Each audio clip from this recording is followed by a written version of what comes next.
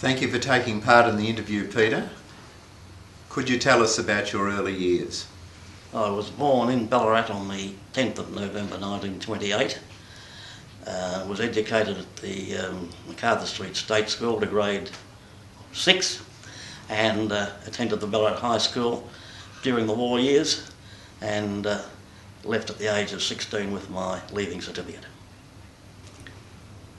When and where did you start work? I started work in the ES&A Bank, 9 Lydia Street, North Ballarat, on the 21st day of January 1945, and I left there in November 1946 and took up a position with Evans and Metcalfe Public Accountants, and I retired from there in June 2008.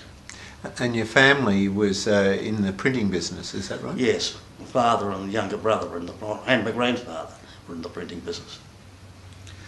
When did you join the Ballarat Golf Club, and tell us about when you first joined the committee? I joined the Ballarat Golf Club in April 1951. I stood with the committee in 1955 and wasn't elected. I stood again in 1957 and again wasn't elected, but there was a vacancy during the year.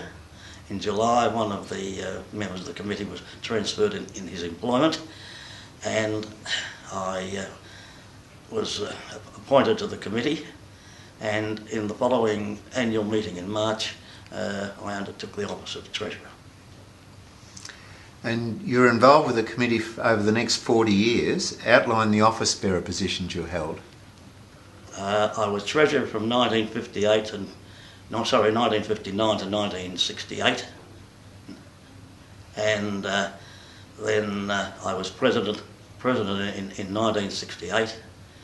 1972, 1978, 1986 and 1989. I was captain in 1975 and in 1995, the centenary year. When you were president, how did you approach new members and visitors? Well, I used to try and make everybody feel very important and most welcome. When I played my round of golf, I would always buy the first round of drinks and then say, "Sorry fellas, I've got to leave you, I want to see the other members," and I'd go around each table and have a talk to the members. Anybody who came into the club who I didn't know, I always introduced myself to them. Are there a couple of highlights in your time on the committee? Yes, there'll be quite a few. The first one would be when we extended the clubhouse and put a new bar area in 1959, 1960. Then in 1971 we enlarged several dams, built a couple of new dams for water conservation, for summer watering. 1977, Gary Tithridge, who was an engineer with the Vic Roads, he introduced some PVC slotted piping that enabled us to drain the course. The course was very flat and difficult to drain. That helped immensely. And then in 1991 we introduced an automatic watering system for summer watering, which made a big difference, of course, to the playing conditions for members during the summer.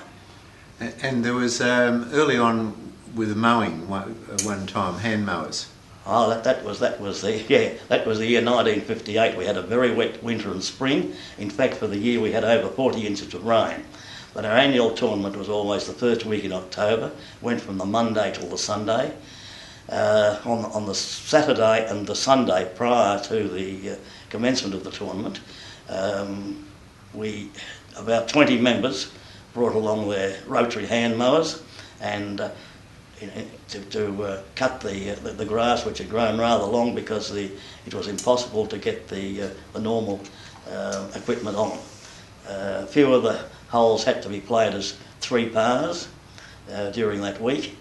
By the end of the week, the weather had taken up, dried out. The course had dried out, and the equipment, the mower that we used for cutting the fairways was able to be used, and the Saturday and Sunday, which were the two big days of the tournament, were quite successful. But it was quite an experience, believe me. It was a long, long way cutting fairways with a rotary hand mower. You enjoyed your golf, and I believe you moved quickly between shots. You won the October Monthly Medal in 1955. Tell us about the circumstances. Yes, it was a very cold, wet day in October. The wind was blowing very strongly from the north. 45 players entered the competition, and there were only 11 cards returned. During the course of the round, the wind switched to the northwest and started to rain heavily. That was the reason only 11 cards were returned. I was fortunate to have a 94, 22, 72 net and won the monthly medal. To give you an instance of the strength of the wind, there was a glider pilot up over Windermere. 5 minutes later he was down over Elaine. 5 minutes later he was landing at Point Cook. Wow. You had a hole-in-one in 1968. Tell us about that. That was the year I was president. First year I was president. I was playing with Bill Copfield, Peter Copfield and Austin Hogan. And on the 11th hole I sliced a 4-iron towards the green. It kept on slicing and turned and fell into the hole. Very fortunate, very lucky. I didn't get my name on the hole-in-one board because that didn't go up until 1969, so it was donated by a very generous senior member. Oh. Tell us about the day you had your best score. Well, best score, had a very enjoyable fortnight in Brisbane in November. I always went up there, or several times I went up there to see Australia play England in the cricket test. And this was a time when Jeff Thompson burst on the scene. Tomo and Lily, by Jove, they skittled the English, and it was great to watch. But it must have inspired me. I came back, hadn't played golf for a fortnight, and we all started at the 10th in those days. That was an innovation of Frank Quinn's, so that we could have a break at the 19th in the warm weather. I three-putted the 10th, I three-putted the 18th through a 39 for the 9 holes. I had 33 on the shorter front 9, 72 gross, 17 handicap, net 55. Only twice during a competition round did I ever break 80, and that was the best round I ever had. Oh, well done. From 1985 to 2008, you were Treasurer of the Social Committee and more than $300,000 was raised. Outline how these funds were raised. We had a very hard-working and enthusiastic social committee headed by Des Smith. Peter Cook was our caterer with several ladies. We ran a Saturday raffle. We raffled a set of golf clubs each tournament. We catered for functions. There was a mannequin parade.